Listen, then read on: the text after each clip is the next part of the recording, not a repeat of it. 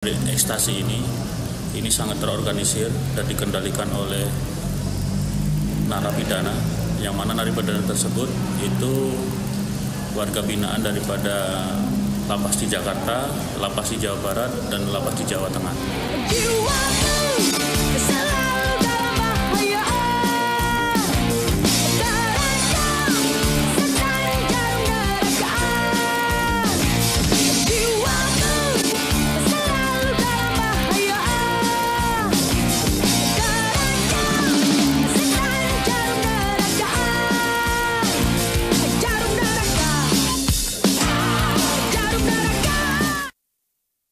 Ya, dan kita akan langsung membahasnya dalam segmen dialog. Anda juga dapat berinteraksi bersama kami di lantai telepon 02151555111. Dan saat ini saya sudah bersama dengan Kang Asep Iwan Iriawan, penggiat anti narkotika. Selamat sore ini, selamat tahun baru juga 2018 nih ya Kang Asep ya.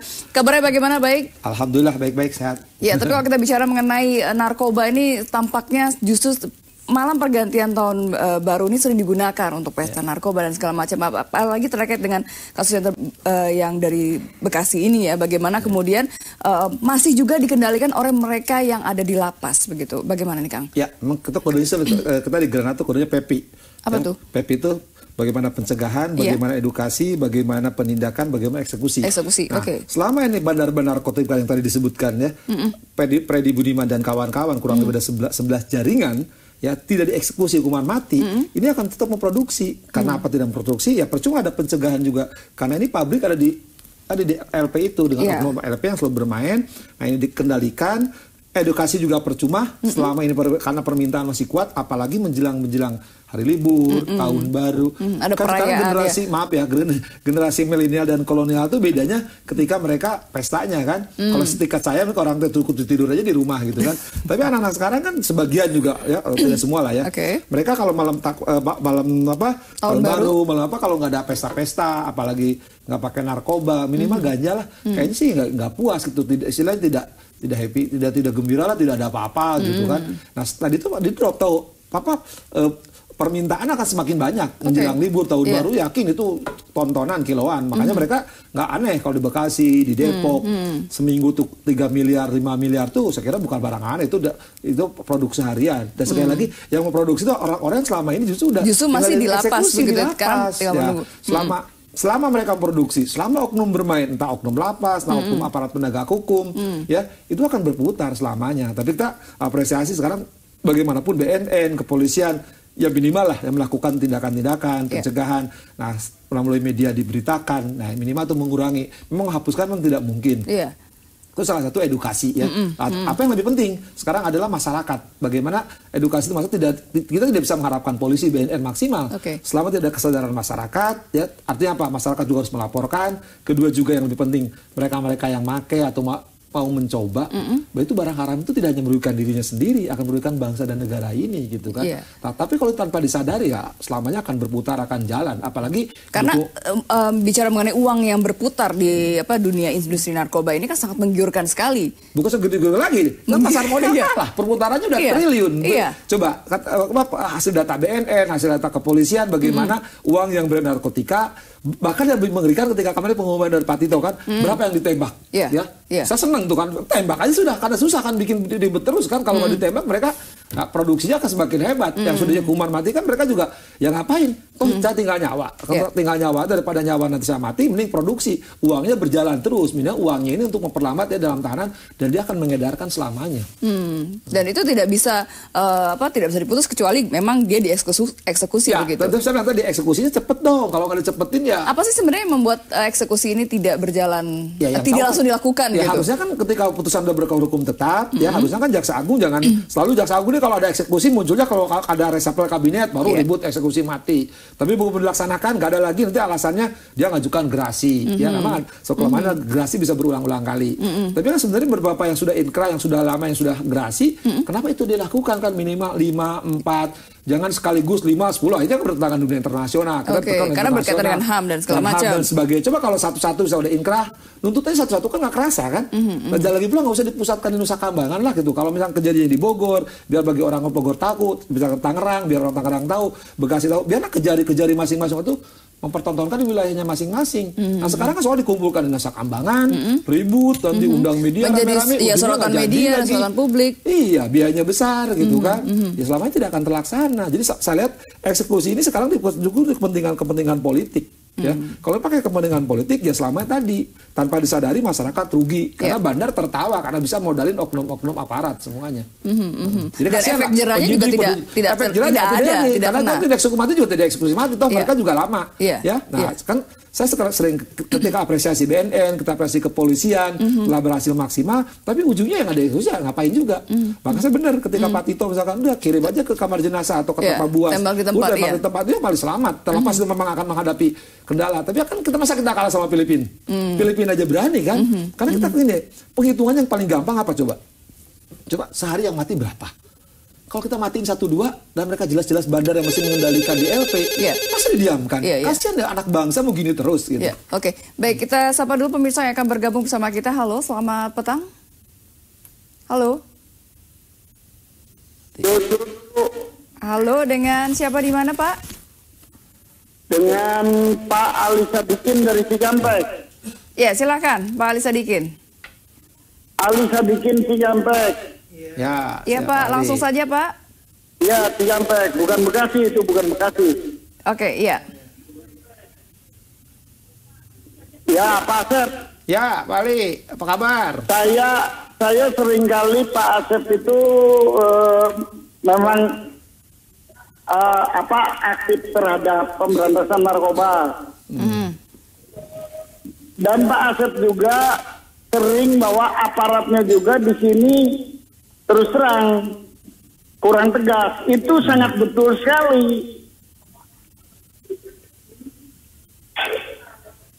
Nggak tegas sama sekali.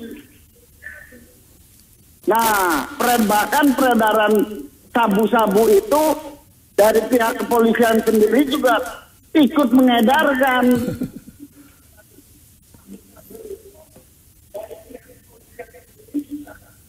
Baik, Pak Ali ada pertanyaan. Lantas bagaimana mau ditangkapnya? Oke. Baik, itu saja Pak Ali. Terima kasih telah bergabung bersama kami. Silahkan ditanggapi. Betul Pak Ali, bahwa memang kita ada oknum-oknum aparat dimanapun ada oknum kepolisian, kejaksaan, oknum hakim, itu ada lah. Tapi kita juga apresiasi ada sebagian polisi yang masih mencinta kepada bangsa ini, jangan anak bangsa ini rusak. BNN juga begitu keras. Bagaimana Pak Tito, bagaimana Pak Buas, kasar kan? Keras sekali kan, lebih dari keras. Jangan saya jadi hakim juga saya mati-matiin aja paling gampang kan. Nah tapi kan kalau kita sekarang tidak berbuat sesuatu, ya bahkan semakin bahaya. Minimal kita yang masih punya bahwa negara ini harus dipertahankan dari perang narkotika secara tidak langsung, punya rasa memiliki bangsa ini, saya kira kita berbuat sesuatu yang paling bisa lakukan. Memang kalau oknum aparat dimanapun masih ada lah itu. Artinya jangan kemudian menjadi apatis dengan ada beberapa oknum-oknum ini, jangan kemudian masyarakat ya sudahlah gitu. Istilahnya yang saya hukum mati 31 orang di Tangerang kan banyak yang belum dieksekusi, malah dapat gerasi sebagian. Ya maka sebenarnya saya aktif di Granat sekarang, minimal dengan edukasi, menyadarkan teman-teman atau mahasiswa saya atau lingkungan saya itu dilakukan. Nah sekarang kalau itu semua bergerak sama-sama, minimal Pak Ali melaporkan tuh oknum aparat. Oke, baik, kita akan lanjut kembali perbincangannya. Kami akan kembali usai pariwara berikut. Tetaplah bersama kami.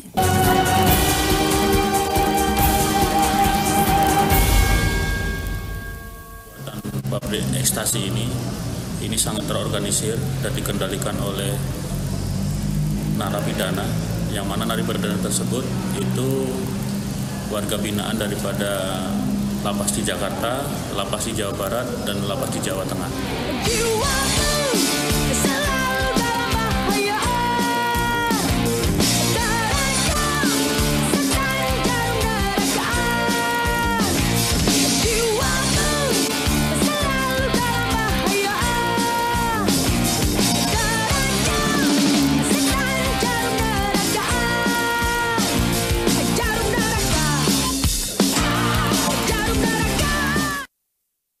Ya, kita masih bicara mengenai narkoba yang semakin marak menjelang 2018. Karena kalau sebelumnya BNN juga sempat merilis gitu ya, 46.000 sekian kasus yang terungkap dengan berbagai model, modus gitu yang baru juga. Dan kemudian di Bekasi sendiri dikatakan meningkat 25 jam sekali itu ada kasus narkoba begitu ya.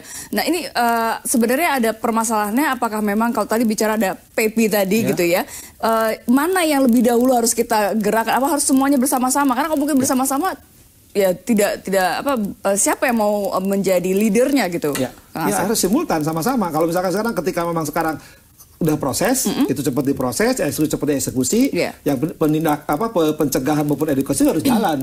Tidak boleh misalkan cuma ngarepin harus ditindak, itu tidak pernah selesai. Nah, pencegahan ini sekarang yang lebih penting. Bagaimana sekarang pernah bicarakan juga di sini, bagaimana kampung-kampung, maaf ya saya katakan, komunitas-komunitas tertentu dalam kampung-kampung tertentu ada masyarakat bisa jual beli narkotika gitu kan, orang suka nyebutnya, maaf dengan segala hormat, kampung narkotika. Nah, itu kan karena beberapa daerah di wilayah kan di situ masyarakat mencari penghasilan di situ karena dengan mudah dia sebagai semacam terminal kan, misalkan dia barang di tempat di situ tidak lama kemudian misalkan beli 1.000 dia bisa beli 10.000, bayangkan dengan pengangguran. Tapi masyarakat itu udah ini menjadi apa saya katakan agak kasar.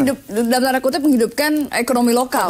Tapi ekonominya ekonomi barang haram kan. Tapi jadi korban, masyarakat itu jadi korban, peradabannya korban, masyarakat lain juga malah yang belinya adalah kaum terdidik ya, mahasiswa-mahasiswi dekat kampus ya. Kan rusak semuanya. Nah, ketika tertangkap dari katakan paling ada oknum-oknum aparat juga yang memang maaf saya katakan karena memang ini pemakai. Tapi pemakai juga kadang-kadang kan para pemakainya mahasiswa ini dijual lagi atau kasih tahu sama temennya kan. Dengan mudahnya itu sangat banyak sekali gitu. Nah, sekarang ketika misalkan Pak Buas, Pak Tito dengan aparatnya, ayo berantas. Tapi kalau selama di bawah pencegahan tadi edukasi tidak jalan, nah ini yang misalkan ketangkap oleh Pak Buas, ketangkap oleh Direktorat Narkotika jalan ya, tapi prosesnya eksekusi nggak jalan, ya mandek semua. Oke, baik kita sapa lagi pemirsa yang mau bergabung. Halo, selamat petang. Halo. Halo. Halo. Halo, selamat sore. Ya, sore dengan siapa di mana Pak? Dengan Bapak Yusuf. Silakan Pak Hotma. Pak Yusuf. Di Jawa Timur, silakan. Saya mau tanya, masuknya narkoba itu sebenarnya dari mana? Kok sampai polisi aparat keamanan kok tidak bisa mendeteksi itu? Itu saja Pak. Baik, terima kasih Pak Yusuf. Ya, jadi kita bisa kalau di istilah teknis ada narkotika, psikotropika, itu bahasa sederhananya ya sabu-sabu, ada ganja. Kalau ganja dalam negeri produknya banyak. Kita kan ada beberapa wilayah tertentu yang memang dapat. Tapi kalau narkotika di samping dari luar negeri, jaringannya kan dari Cina, dari wilayah Asia Selatan, Asia Timur itu melalui, malah yang Cina itu sering melalui lautan. Tapi seperti kita tahu, Indonesia adalah bagian produksi yang sangat besar. Jadi produksinya juga di apartemen tertentu, di perumahan tertentu. Bahkan Indonesia saya kira udah jaringan terbesar dan tertinggi. Bagaimana ekspor impornya juga saking paksa pasar sangat tinggi sekali. Ya, jadi sekarang bagaimana mengendalikan itu pabriknya sekali lagi ya tidak sekali lagi saya termasuk yang beranggapan memang susah untuk memusnahkan secara drastis, harus step by step. Setidaknya bisa mengurangi. Ada mengurangi tadi yang saya kode PEPI tadi kan. Nah, kalau ini sekarang bayangkan polisi aja kalau ngincer barang dari laut tuh dari Malaysia, dari Singapura itu berbulan-bulan loh. Orang-orang kepolisian, orang BNN tuh nungguinnya bagaimana kan berapa pernah kejakap 11 kilo. Karena ingin tahu seperti apa polanya. Kan begitu bahkan mereka masuk sungai itu bagaimana mengintip itu kan tidak sangat mudah karena luar negeri bagaimana terus akan mendorong ke Indonesia dengan banyak. Dan Indonesia udah pintar sekarang ya, kasus beberapa obat-obat yang diputarkan, kasus Semarang, kasus istilah yang kemarin kan juga pintar sekali kita. Dengan model berbeda misalnya sabu, sekarang ada sabu yang cair begitu kan, ada kemudian campuran-campuran yang lain begitu ya, campuran yang baru yang bicara juga mengenai kemudian ada narkoba jenis baru yang belum diatur dalam undang-undangan. Nah, itu yang salah satu kelemahan juga harusnya kan sekarang ya aparat penegak hukum lah ya. Kalau nunggu undang-undang kan jenisnya yang terlampir di undang-undang narkotika, narkotika udah terbatas. Nah, sekarang kan contohlah beberapa artis tertentu kemarin kan ketangkap di luar undang-undang. Luar ini hanya sejenis obat-obatan ini. Tapi kalau itu dilakukan akan menjadi budaya. Jadi kan nyoba lagi, ini enak dong barang-barang gini. Padahal sebenarnya bukan jenis tapi itu barang terlarang. Nah, karena itu saya pikir di penegak hukum harus ada sedikit kreatif lah. Nah, kalau nunggu undang-undang di DPR kan lama. Apalagi DPR sekarang sudah 2018, 2019 tahun politik mikirin narkotika kan, dia mikirin dirinya juga kesedayan jadi atau tidak kan.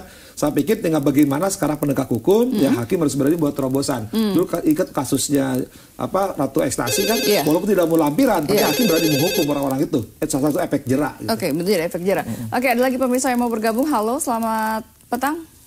Halo. Ya, silahkan Bapak langsung saja Pak pertanyaannya. Ya, ini saya Pak Hamdan dari Kalimantan Barat. Kami perbatasan Malaysia, Pak. Iya, silahkan Pak. Iya, jadi maksud kami ini Pak, kenapa kok di lapas itu bisa masuk narkoba? Karena saya ini hampir setiap malam mengikuti acara ini Pak. Jadi yang saya herankan petugas lapas itu kok bandel, kok narkoba bisa masuk ke dalam lapas. Nah, ini yang kami pertanyakan. Berarti petugas lapas ini harus disanksi tegas sehingga undang-undang penyalahgunaan narkoba nomor 35 itu direvisi. Kalau tidak sebegini, Pak, narkoba tidak akan sirna di bumi Nusantara. Ya. Baik, terima kasih Bapak. Apa yang terkenal itu juga di Sagambangan bisa bocor itu, Pak. Oke. Baik, terima kasih Pak telah bergabung bersama kami. Silakan. Ya, kepala LP kan kita pernah. Kalau Nusa Kambangan tidak hanya dirinya, istrinya, anaknya kena pencucian uang. Yeah. Apalagi di perbatasan LP itu. Maka saya bilang tadi, ketika bapak-bapak semua tahu, tolong melaporkan. Ya, kalau nggak dilaporkan, apatis tadi ya, tidak akan pernah selesai. Jadi kita dari gosip ke gosip, isu ke isu. Misalkan, ini LP ini udah tahu tetangganya keluarkan kena suap.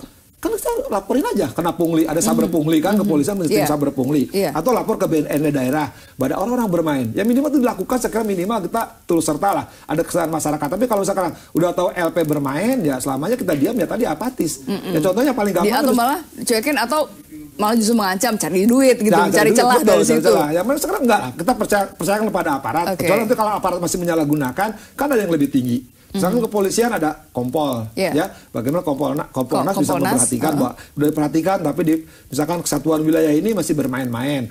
Lapas tadi ya laporkan dong, ada irjennya gitu kan. Kalau kita memang sudah tahu memang oknum itu didiamkan, kita khawatir ini semakin jadi budaya tadi. Akhirnya kan tiap lapas-lapas, tiap aparat bermain terus karena ada sifat apatis kita. Makanya tadi edukasi itu tidak hanya sekarang pihak kepolisian, aparat penegak hukum, tapi kita anak-anak bangsa sama-sama lah.